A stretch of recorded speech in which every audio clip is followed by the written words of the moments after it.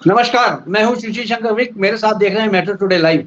Matter today live में आज हमारे साथ जो आए हुए हैं वो हैं एडवोकेट ब्रजेश जी। एडवोकेट ब्रजेश जी हाईकोर्ट के वकील हैं और एक सामाजिक कार्यकर्ता भी हैं। एडवोकेट ब्रजेश जी, आपका बहुत-बहुत स्वागत है मैटर टुडे लाइव में। दूसरे हमारे साथ जुड़े हुए हैं मिस्टर कल्याण जी। कल्याण जी एक सोशल एक्टिविस्ट भी हैं और कल्याण जी जो हैं कांग्रेस के प्रवक्ता हैं, स्पोक्स पर्सन हैं और मंडल अध्यक्ष हैं सांगानेर से। कल्याण जी, आपका बहुत-बहुत स्वागत है मैटर टुडे लाइव में। थैंक यू सर, धन्यवाद सर। कल्याण जी और ब्रजेश जी, आज सीधा सवाल हमारा आपसे ये है, क्या ये जो हीट स्ट्रोक चल रहा है, जो सारे रिकॉर्ड जो तोड़ रही है गर्मी, क्या ये गर्मी इसी तरह चलेगी? क्योंकि आज तक इतने रिकॉर्ड कायम नहीं हुआ है। अभी देखें, दिल्ली में 52.9 डिग्री सेल्सियस है, चूरू में 50.5 है, सिरसा में 50.3 है और पिलानी में 50 है। राजस्थान में 48-49 के लगभग आ गया है। क्या इसी तरह से हीट वेव अगर चलेंगे, हीट स्ट्रोक चलेंगे, जो पूरी अस्त व्यवस्था कर दी है हीट ने, क्या ये रोकने के लिए कुछ सरकार भी कर रही है या हमें भी करना चाहिए? हीट वेव के बारे में आपका क्या ख्याल है, बताएं कल्याण जी। नमस्कार, पहले तो मैं आपको धन्यवाद देता हूँ कि आपका टॉपिक बहुत ही सुंदर और बहुत अच्छा है और इसकी आज के डेट में अच्छा है, क्योंकि पर्यावरण को बचाना और पेड़ पौधों को बचाना इससे संबंधित है।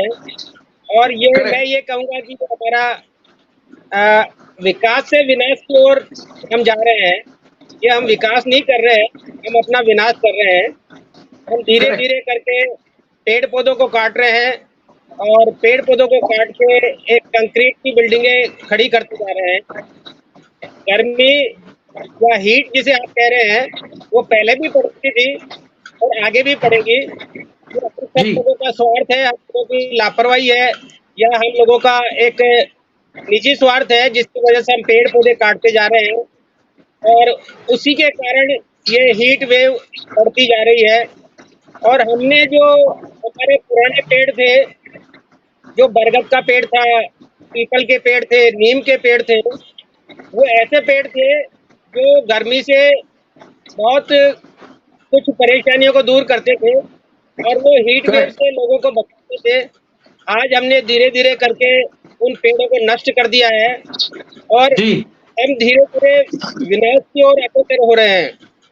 हमारे बुक्स में, हमारे राजस्थानी साहित्य में लिखा हुआ है कि बरगद एक लगाइए, पीपल रोपे 5, यानी कि एक पेड़ बरगद का लगाइए और 5 पीपल के वृक्ष लगाइए। उसके साथ साथ ने कहा कि घर घर नीम लगाइए, यही पुरातन सांच। यानी कि बड़े बूढ़ों ने अपना एक्सपीरियंस बताया है और उन्होंने कहा है कि एक बरगद का पेड़ और पीपल जो है 5 अपने आसपास हो और घर घर नीम के पेड़ हो, तो ये जो सारे का सारा जो है गर्मी है या हीट वेव है, जिसे हम कह रहे हैं कि बहुत ज्यादा पड़ती है, तो मैं ये मानता हूँ कि पहले भी पड़ती थी, अगर पहले वाले लोगों ने जो है एक पर्यावरण के साथ में खिलवाड़ नहीं किया था, अपने स्वार्थ के लिए पेड़ों को नहीं काटा था। आज का मानव अपने स्वार्थ के लिए उन पेड़ों को काटता जा रहा है और उसी के कारण वो अपने ये कर्म जो है वो भोग रहा है, क्योंकि आज 50 टेम्परेचर जा रहा है, जो आज तक कभी नहीं हुआ।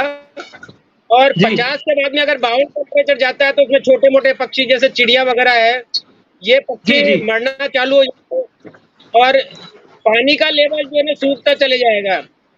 इसके साथ साथ में हम लोगों ने सबसे बड़ी गलती ये कर रखी है कि एक हार्वेस्टिंग नहीं बना रखे हैं कि पानी नीचे जा रहा है और उसी की वजह से हरियाली खत्म होती जा रही है, जमीन धीरे धीरे करके गर्म होती जा रही है और जमीन को ठंडा करने के लिए हमको पेड़ पौधे की आवश्यकता है। जब तक हम पेड़ पौधे नहीं लगाएंगे या उनको नहीं बचाएंगे, तब तक लाख कोशिश करके भी हम कुछ नहीं कर सकते, क्योंकि हमने एक जो लगा रखा है जिसे कहते हैं कि आपने एसी लगा लिया, एयर कंडीशन जिसे कहते हैं, तो एयर कंडीशन किसी को बचाने के लिए नहीं है। 50 के बाद में एयर कंडीशन भी फेल हो जाता है और वो सुविधा की बजाय आपको सुविधा देता है। उसकी मशीनें जल रही है, जगह जगह आपके ट्रांसफार्मर में आग लग रही है या एसी के ट्रांसफार्मर जल रहे हैं, जी भी जी अभी कल ही पढ़ा था अखबार में कि दिल्ली में 17 गाड़ियां पार्किंग में खड़ी खड़ी जल गई। तो ये सारा का जी जी सारा जो है किया हुआ है और हमको इसको बचाना है। मैं तो आपके माध्यम से भी आपको धन्यवाद देना चाहूंगा, साथ ही गवर्नमेंट या सोशल एक्टिविटीज या अन्य लोगों से रिक्वेस्ट करूंगा कि वो जितने पेड़ हो सकता है लगाए, और पेड़ नहीं लगाएंगे तो आने वाले टाइम में 2 4 5 साल में इसके भयावह परिणाम हमको देखने के मिलेंगे और करेक्ट हमारा मानव जीवन धीरे धीरे लुप्त की ओर कगार चले जाएगा। इसलिए जी अगर जी मानव जीवन बचाना है तो पेड़ पौधों को बचाना है और ज्यादा से ज्यादा पेड़ पौधे लगाने हैं। और यही स्थिति पानी के साथ में करनी है, क्योंकि आज जी की जी डेट में पानी बहुत कम रह गया है। जो पीने का पानी है बहुत कम रह गया है और जमीन जी के जी लेवल में पानी बहुत ज्यादा नीचे चले गया है। तो इसके जी साथ साथ में पेड़ पौधे और जल, जल ही जीवन है, वो वाली स्थिति है। इसलिए जल और पेड़ पौधे दोनों को बचाना अति आवश्यक है। जी और जी सब लोगों से मैं तो यही अपील करूंगा आपके माध्यम से कि जी जी जिसको जहां भी मौका मिले, जैसी भी जगह मिले, चाहे से पार्क पे मिले, चाहे से रोड पे मिले या अपने गार्डन में मिले या और कहीं अन्य जगह मिले, तो ज्यादा से ज्यादा पेड़ लगाए और ये प्रण ले करेक्ट कि हर आदमी एक पेड़ या 2 पेड़ की रक्षा करेगा या एक पेड़ या 2 पेड़ को पालन पोषण करेगा। 2 4 साल पालन पोषण करने के बाद में स्वतः ही वो पेड़ बड़ा होता चले जाएगा और हमारा करेक्ट पर्यावरण जो शुद्ध हो जाएगा और हमको इस तरह की जो दुविधाएं अभी मिल रही है उससे निजात मिल जाएगी। Over to you sir. जी जी जी जी ब्रजेश जी, ये अगर आप एडवोकेट साहब, अगर आप प्रकृति से छेड़छाड़ करेंगे तो प्रकृति तो वापस आपसे बदला लेगी। इतनी तशाई की है इन लोगों ने, पेड़ काट के हर जगह जगह पेड़ काट दिए, जैसे कल्याण जी ने बताया और हम लोगों ने देखा भी है। इतने पेड़ लगे थे, पूरी गवर्नमेंट ऑफ इंडिया ने ही काटे हैं। क्यों? क्योंकि वो सड़क को चौड़ा कर रहे थे, लेकिन पेड़ काटने के बाद वो उसका रिप्लेसमेंट नहीं हुआ, यानी कहीं पौधे लगाए नहीं गए, जिससे कि ये त्रासदी आई है और जिससे हीट वेव इतनी ज्यादा हो गई है कि पूरे इंडिया में हर जगह तराई तराई मची हुई है। हर जगह तराई तराई है, घर से बाहर निकलना मुश्किल हो गया है, इतनी ज्यादा हीट वेव्स। तो क्या अगर आप प्रकृति से छेड़छाड़ करेंगे तो प्रकृति उसका जवाब तो देगी ना। कल्याण जी, ब्रजेश जी। जी बिल्कुल, जी धन्यवाद।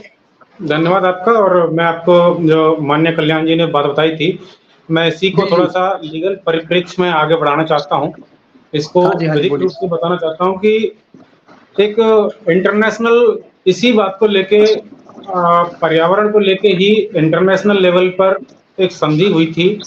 चूंकि भारत करेक्ट। जो है संयुक्त राष्ट्र संघ का सदस्य है, तो सदस्य जी होने के नाते जो संयुक्त राष्ट्र संघ के जो क्रियाकलाप हैं उनमें भारत एक एक्टिव तौर पर भाग लेता है।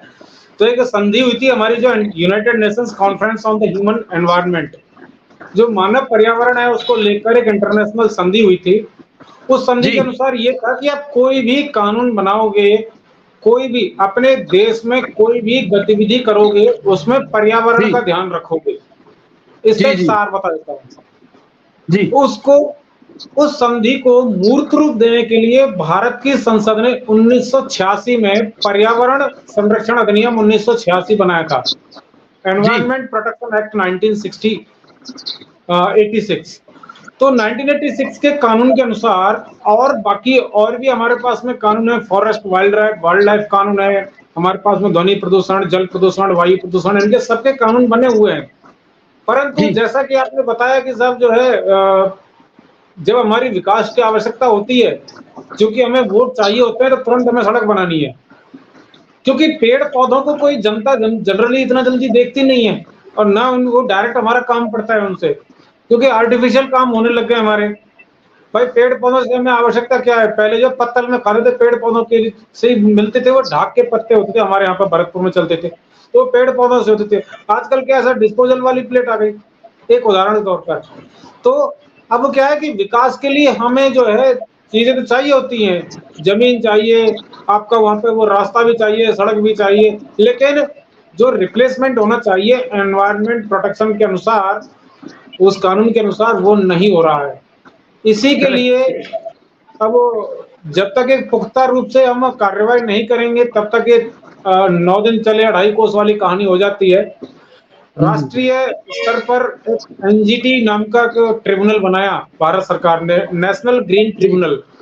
उसका पर्पज ही यही है कि जब उसके पास में जब मुद्दे पहुंचते हैं तो वो सारी चीजें इस प्रकार से देखते हैं कि साहब इस तरह से पर्यावरण का अनदेखी तो नहीं हुई है, हमारा जो है जो जैसे आपके अभी आपको बताता हूँ कि साहब जो है सिटीज में मेट्रो वगैरह जैसे चल रही हैं, मेट्रो वगैरह के लिए स्टार्ट हो रहा काम, बहुत सिटी में चल रहा है। अभी पहले तो दिल्ली मुंबई में चलता था, आजकल तो आ, दूसरे राज्यों में स्टार्ट हो गया, तो बी क्लास की सिटी में भी आने लग गए, जैसे हमारे जयपुर में 2009 में स्टार्ट हुआ था। तो ऐसी जगह ऐसे काम के लिए मेट्रो स्टेशन वगैरह बनाने के लिए या मेट्रो लाइन बिछाने के लिए या मेट्रो एलिवेटेड रूट बनाने के लिए बहुत बड़ी मात्रा में पेड़ काटे जा रहे हैं, बहुत बड़ी मात्रा में पेड़ काटे गए। अब इसका केवल ये तापमान से असर नहीं है, केवल तापमान ही इसका एक रिजल्ट नहीं है, अभी दो त्रासदी और हैं जो कब आएंगी वो भगवान को पता है, लेकिन वो आना निश्चित है। एक त्रासदी, हमने सर रासायनिक उर्वरक, रासायनिक खाद, रासायनिक बीज, रासायनिक आपके जो कीटनाशक, इनका बहुत बेजा मात्रा में इस्तेमाल करके पृथ्वी को अनउर्वरक बना दिया गया, नॉन फर्टाइल लेवल पर आ गई है पृथ्वी हमारी। 2070 तक हम इसमें से दाना नहीं उगा पाएंगे, 2070 तक आते आते, ऐसा साइंटिस्ट ने वार्निंग दी है। एक त्रासदी। दूसरी त्रासदी आपकी जो है, एक तो होगी आपकी इसकी जमीन की, और दूसरी आपकी भूजल स्तर, पानी की कमी होने वाली है। अभी राजस्थान सरकार पानी का कंट्रोल करने के लिए, पानी के यूज को कंट्रोल करने के लिए कानून बनाने वाली है जी कि साहब हम जब कानून बनाएंगे ताकि हम जब इसको कंट्रोल कर पाए। लेकिन कानून बनाने से नहीं होगा ना, केवल कानून बनाने से नहीं, बल्कि ये है कि जो हमारे 40 साल पहले 1984 में जो हमारा प्राकृतिक संसाधन थे, प्राकृतिक जो जल जंगल जमीन हुआ करते थे 1984-83 में, उनकी स्थिति बरकरार रखी जाए। आज मैं एक बात बता दूं सर कि हमारे यहाँ पर जो बड़े स्तर पर, सरकारी स्तर पर बांध होते थे, जल संसाधन के तौर पर बांध होते थे, और ग्रामीण स्तर पर या टाउन स्तर पर, छोटे टाउन स्तर पर पॉन्ड्स हुआ करते थे, तालाब। वो तालाब नहीं है, वो तालाब नहीं है अभी आज के डेट में। तालाबों के स्थान पर सिटी में तो क्या हो गया, बड़ी बड़ी बिल्डिंगें बना दी हैं, और ग्रामीण क्षेत्र में क्या कर दिया, वहां पर खेती स्टार्ट कर दी है। तो जब ये चीजें नहीं है, पेड़ पौधे नहीं होंगे, तो सर टेम्परेचर बढ़ना, भूजल स्तर घटना, आपका जब प्राकृतिक आपदा को निमंत्रण, ये नेचुरल चीजें हैं, ये नेचुरल चीजें हैं। इसको रिकॉग्नाइज किया है हालांकि खैर इंटरनेशनल लेवल पर भी, परंतु हमारे जो निहित स्वार्थ होते हैं, निहित स्वार्थों के चक्कर में हम प्राकृतिक जो संपदा है, प्राकृतिक संसाधन है, उनका अति मात्रा में दोहन करते हैं। अति मात्रा में जब दोहन करते हैं तो इसी प्रकार का होगा। आपको एक बात बताऊं, कुछ ही साल पहले, 2-3 साल पहले की बात है, माननीय सुप्रीम कोर्ट ने बोला था, जो हमारी अरावली पर्वत श्रृंखला है, जो राजस्थान की एक बहुत बड़ी पर्वतमाला है, और ये मानसून और ऋतु परिवर्तन में बहुत बड़ी भूमिका अदा करती है, एक भूमिका अदा करती है। उस अरावली पर्वतमाला के छोटे बड़े 52 पहाड़ समाप्त हो गए हैं, समाप्त हो गए। यस, 52 पहाड़ समाप्त हो गए। माननीय सुप्रीम कोर्ट ने, आप इसको खैर पौराणिक कह सकते हो, माननीय सुप्रीम कोर्ट ने कहा भी है कि प्रकृति निकल गई या हनुमान जी संजीवनी के रूप में उठा ले गए, 52 पर्वत गए कहां वो। तो जो 52 पर्वत अगर नहीं है, आप जब खनिज इस तरह से आप जो है उसमें से बजरी निकालोगे, पत्थर मकानों के लिए चाहिए, फिर उसमें से बहुमूल्य आपको साहब जो है संगमरमर भी चाहिए, आपको ग्रेनाइट भी चाहिए मकानों में लगाने के लिए, वो पहाड़ों से आता है, मानते हैं इस बात को। लेकिन इतनी इतनी बड़ी मात्रा में अगर आप करोगे, 52 पहाड़ ही खत्म हो गए। अब वो 52-50 पहाड़ जब खत्म हो गए तो उनमें जो वाइल्ड लाइफ रहते थे, जंगली जीव जानवर रहते थे, जीव जंतु रहते थे, वो कहाँ गए। उन पहाड़ों के सहारे जो वनस्पति, हमारी जो पेड़ पौधे हुआ करते थे, जंगली पेड़ पौधे होते थे, वो कहाँ है, वो सब गायब हो गए। अब उनका दुष्परिणाम तो हमको देखने को मिलेगा। आपको छोटी सी बात बताऊं, पर जम्मू रामगढ़ जो बांध है हमारा, यहाँ पर टोंक साइड से पानी आता था, उसका बहाव क्षेत्र कहाँ है, जी उसका भाग क्षेत्र कहाँ है? ये जो आपका दिल्ली रोड पर जो पड़ता है आपके जो ये यहाँ पर भाग क्षेत्र हुआ करता था, वो भाग उसका जो कैचमेंट एरिया वही समाप्त हो गया। अब टोंक से जो पानी आएगा यहाँ पर जमुना रामगढ़ में पानी लाया जाएगा, या तो वहां से अतिक्रमण को हटाओ, या आप जो है उसमें से 10-10 फुट के कुछ पाइप वगैरह ऐसा कुछ इस तरह से लेकर आना पड़ेगा पानी को। तो अब वो जब ये चीजें नहीं है, ये चीज नहीं होंगी, तब तक हम कैसे सुनिश्चित कर लें कि हमारा जो है भविष्य सुरक्षित है। हमारा जल जंगल जमीन जब तक हमारे अपनी सुरक्षित स्थिति में नहीं है, अपनी यथा स्थिति में नहीं है, तब तक हम इस प्रकार की कल्पना, हाँ कानून बना देंगे, नियम बना देंगे, रेगुलेट कर देंगे उस चीज को, वो एक टेम्परेरी उपाय है, एक टेम्परेरी उपाय है। लेकिन जब वो प्रकृति अपने हिसाब से कर रही है, हमें हमारे बुजुर्ग बताते हैं, एक मेरे पास में एक मैसेज भी आया था, और मैं मेरे ख्याल से आप इससे सहमत भी होंगे कि हमारे ग्रैंडफादर ने नदियों में जल देखा था, हमारे पिताश्री ने जो है कुआं में जल देखा था। कुएं हुआ करते थे जो कि 20 फुट 25 फुट 30 फुट पर पानी होता था हमारे यहाँ पे, कुएं में होता था। अब हम जो है ट्यूबवेल में पानी देख रहे हैं। मेरे पिताजी ने जो पानी 25 फुट 30 फुट पर देखा था, मैं वो पानी 300 फुट पर देख रहा हूँ अभी। बोरवेल से पानी जी आता है हमारे ग्रामीण क्षेत्रों में, बोरवेल 300 फीट से नीचे ही जाना पड़ता है, 300 फीट से पहले तो पानी नहीं है। तो हमारे ग्रैंडफादर ने नदियों में देखा, हमारे पिताजी ने कुओं में देखा वो पानी, और हम जो देख रहे हैं अभी जो है बोतलों में। अब पानी हमने जो है जी कुओं के अलावा ट्यूबवेल में आ गया, बोतलों में आ गया।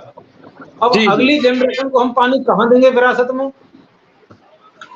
पानी के कैप्सूल जी दिए जाएंगे क्या? कहने का जी तात्पर्य अब हमारा ये है कि, और सेम बात इस पर हमारे जंगली जो हमारी संपदा है, जो हमारी वन्य संपदा है, इसकी बात बताऊं। हमारे यहाँ पे जंगल हुआ करते थे, मेरी ग्राम पंचायत में 200 बीघा का जंगल हुआ करता था, छोटी सी ग्राम पंचायत है, उसमें 200 बीघा का जंगल हुआ करता था। उसमें आज 2 पेड़ नहीं है, 2 पेड़ नहीं है, जी 2 पेड़। मतलब नंगी आंखों से हम दूसरे छोर पर जाके देख सकते हैं, वो इतना जंगल खाली है, खत्म। अन्यथा ऐसा बताते हैं कि वहां पर जो है अगर आदमी खो जाए तो आदमी नहीं मिलता था उस जंगल में, करेक्ट आदमी नहीं मिलता था। करेक्ट तो ये अब वो जंगलों का स्थान ले लिया गमले के पौधों ने, वो गमलों में आ गए। तो सर जब तक हम रिप्लेसमेंट नहीं होगा, पानी का रिचार्ज नहीं होगा, और जो हमारी जो ऑक्सीजन गैस है जब तक उसका सर्कुलेशन पेड़ पौधों के माध्यम से नहीं होगा, तब तक यह स्थिति हमारे लिए देखने को मिल रही है। हो सकता है जी और जी भयावह स्थिति मिले इसके लिए। जी जी तो इसके कल्याण लिए जी, हमारा जो कल्याण मुख्य जी, उद्देश्य हाँ है जी बोलिए। कि इसको हम बचाए रखें। जी जी कल्याण जी, क्या इस समय जो गवर्नमेंट ऑफ इंडिया है वो अपने पूरे तंत्र लगा चुकी है गर्मी को रोकने के लिए? जैसे आप देखिए जयपुर के भी इन लोगों ने ऊपर की तरह जब जहां लोग आके रुकते हैं रेड लाइट्स पे, उसके ऊपर तिरपाल लगा रखी है, तिरपाल के नीचे, ताकि लोग जाके खड़े हैं हीट स्ट्रोक कम लगे। लेकिन क्या ये जगह जगह पानी की व्यवस्था नहीं कर सकते हैं क्या? पानी का प्याऊ पहले राजस्थान में बहुत हुआ करता था, जयपुर में। आज पानी का प्याऊ तो मैं देखता ही नहीं हूँ। पानी के प्याऊ कहाँ गए? और क्या राजस्थान का जो इतना हीट वेव चलता है, क्या हमारे चीफ मिनिस्टर को नहीं पता है कि किस तरह से इसको कंट्रोल करना है? क्या हमारे लोगों को नहीं पता है? सब पता है, लेकिन ये कर क्या रहे हैं कुछ समझ में नहीं आ रहा है। कल्याण जी इसके ऊपर कुछ प्रकाश डालें, गवर्नमेंट ऑफ इंडिया। देखिए मैं आपके माध्यम से कहना चाहूंगा कि अभी जी जैसे हमारे ब्रजेश जी ने कहा कि हमारे पूर्वजों ने, या मैं अपना कहूँ कि मैंने नदी में भी जल देखा है, कुएं में भी जल देखा है, और नल में भी जल जी देखा है, और बोतल में भी जी जल देख रहा हूँ। क्योंकि मैं लगभग 65 साल का हो चुका हूँ, तो मैंने ये तीनों चारों परिस्थितियां देखी है। मैं जहाँ रहता हूँ आज वहां पर यह है कि आपको कोई भी 200 गज का प्लाट खाली नहीं मिलेगा।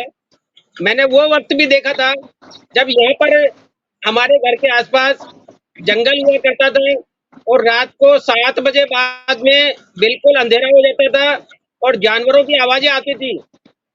करेक्ट जानवरों की जो छोटे छोटे ये हाइना वाइना है या जैकान वगैरह है, ये जानवरों को, छोटे बकरियों को, गाय को या अन्य जानवरों को उठा ले जाते थे। तो मैंने वो समय भी देखा है, और अभी भी देख रहे हैं कि बोतल में पानी आ गया है। तो जब तक हम लोग बाग अपना स्वार्थ नहीं छोड़ेंगे, तब तक ये परिस्थितियां डे बाई डे और भी भयावह होती चली जाएगी। आज आपने देखा होगा, जैसा रहे हैं। और मैंने भी देखा है कि रामबाग पे या अन्य बड़े बड़े चौराहों पे जहाँ पर ये कि रेड लाइट में लोग बाग रुकते हैं, वहाँ पर तिरपाल जी। टाइप किए गए हैं। तो इससे जी, हीट जी। वेव रुकने वाली नहीं है, इससे हीट वेव नहीं रुकने वाली है। इसके लिए तो गवर्नमेंट को कुछ ठोस कदम बनाने होंगे, उठाने होंगे, कुछ नए नियम बनाने होंगे। इसके साथ साथ में जैसे कि प्लॉट्स में आजकल एडीए और नगर निगम जो है अप्रूवल देती है और वो कहती है कि आप जी। 5 फीट सेटबैक छोड़िए, इधर छोड़िए, 15 फीट इधर छोड़िए। तो जितने भी बड़े प्लॉट्स हैं उनको डेवलप करने के लिए परमिशन तब तक नहीं दी जाए जब तक उस एरिया में वो 10, 20, 25, 50 पेड़ों के लिए जगह नहीं छोड़े। और पेड़ भी वो Correct. नहीं हो जो शो होते हैं।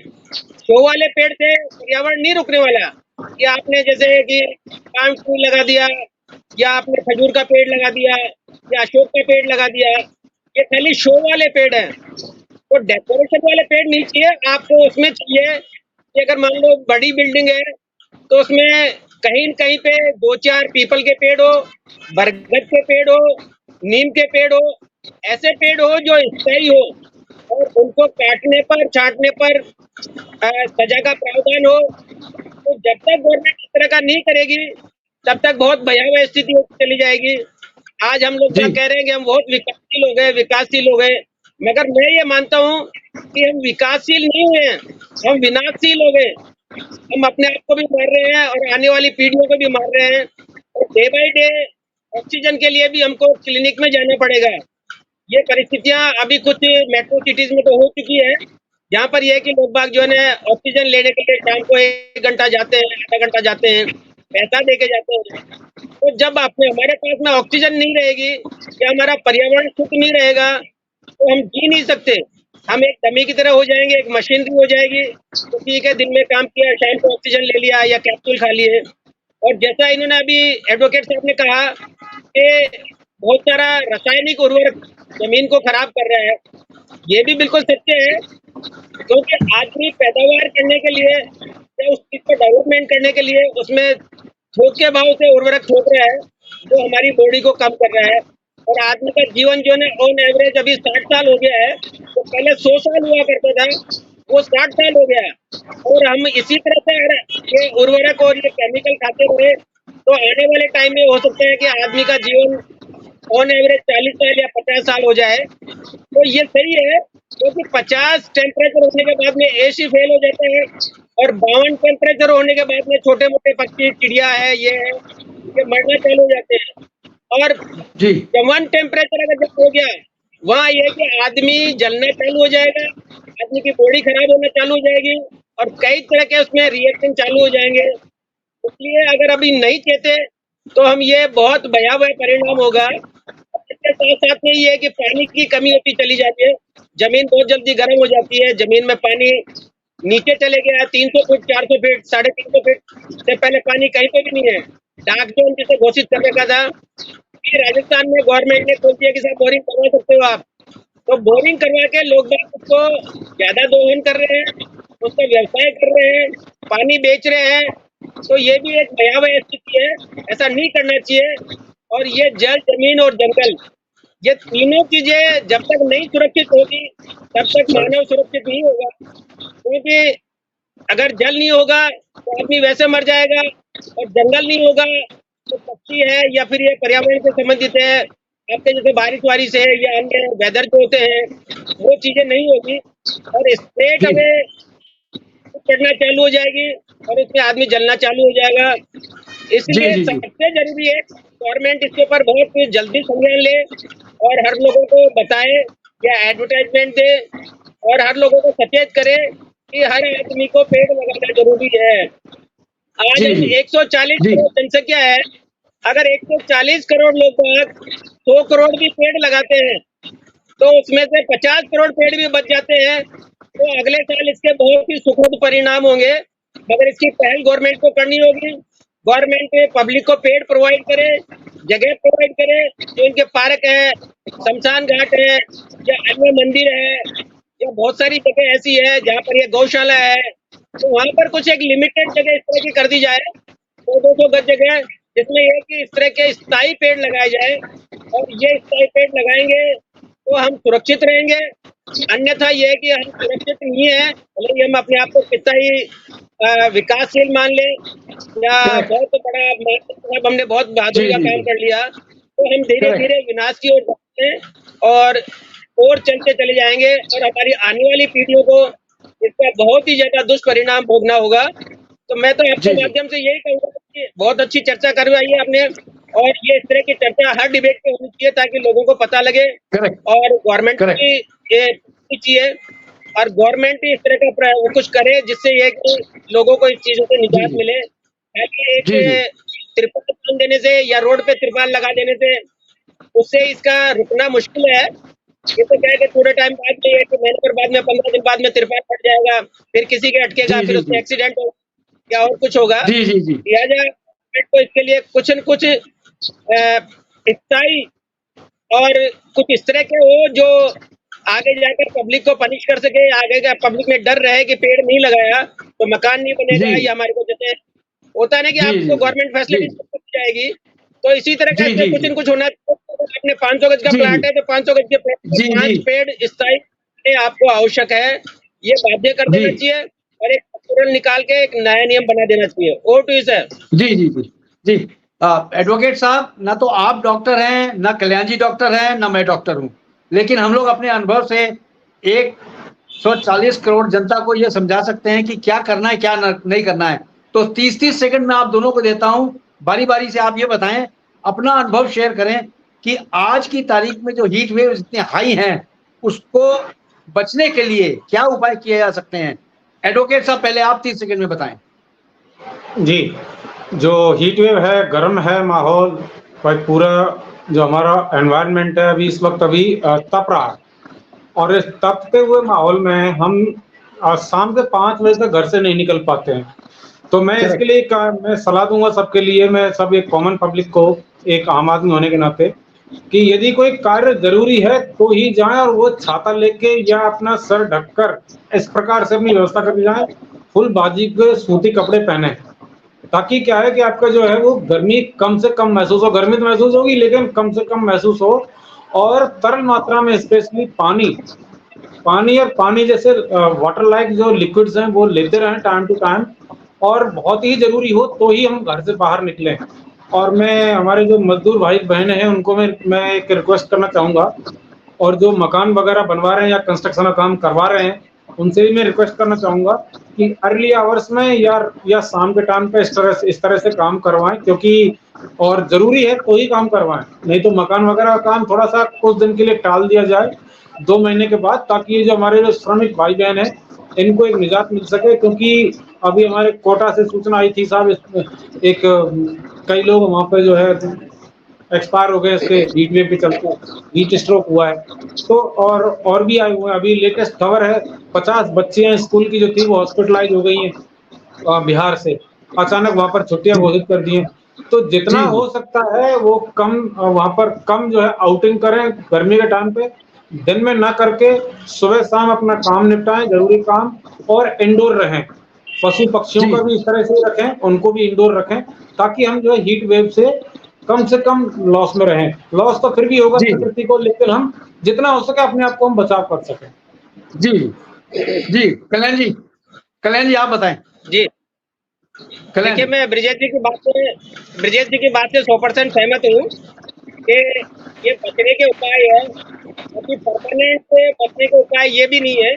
परमानेंट उपाय यही है कि आगे बारिश का टाइम आ रहा है और 15 दिन बाद में बारिश का सीजन चालू हो जाएगा, तो आपके माध्यम से मैं तो सबको यही रिक्वेस्ट करूंगा, यही हाथ जोड़कर प्रार्थना करूंगा कि वो ज्यादा से ज्यादा पेड़ लगाए, और जहाँ सार्वजनिक जगह है वहां पर ऐसे पेड़ लगाए हैं जो परमानेंट या स्थायी पेड़ होते हैं, छायादार पेड़ लगाए जिसमें पशु पक्षी सुरक्षित रह सके और हमारे जानवर सुरक्षित रह सके, हम लोगों को ऑक्सीजन मिल सके और हम लोग बाग सुरक्षित रह सके।